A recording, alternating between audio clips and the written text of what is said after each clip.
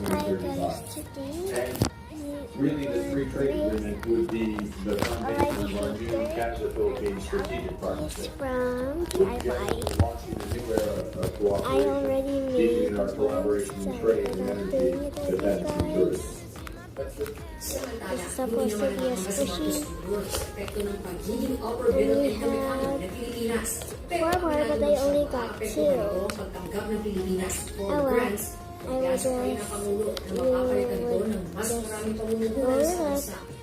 up. Not actually roll up, you just increase in interest rates for loans, for example, but we do believe the effect will be on the grants to the you government. can But just nonetheless, that means Just fold it. in a way that can be interpreted as a way of God saying you no longer need that. And Like we will replace this. that with investment. And then you add some filling later. It's a very, very important Whereas I would development for the just- Philippines and its economy.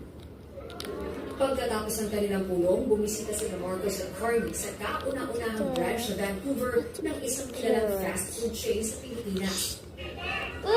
Pero sinalunan si Marcos Jr. Jollibee! ng protesta mula sa ilang individual na tumutulingsa sa pagbisita ng Pangulo sa Canada sa gitna ng umano'y kawalan ng trabaho sa bansa.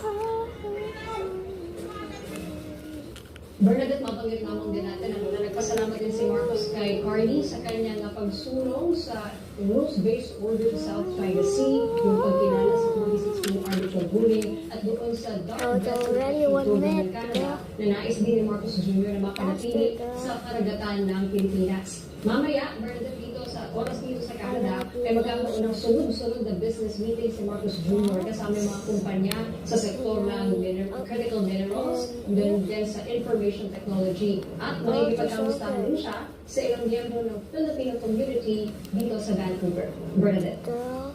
Maraming salamat, Carly Delgado.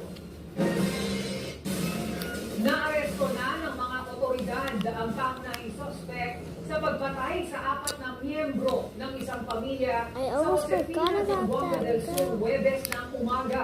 Sa hot pursuit operation ng pinagsanib na puwersa ng pulisya at militar, nahuli ang 23 taong gulang na suspect sa barangay Panagaan, Mahayag, Zamboanga del Sur.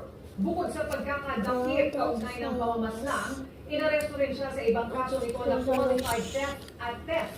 Dinala ang suspect sa Mahayag Municipal Police Station para sa dokumentasyon bago inilipat sa Josefina Municipal Police Station para naman formal na sampahan ng kasong murder. Bye, June 29 guys.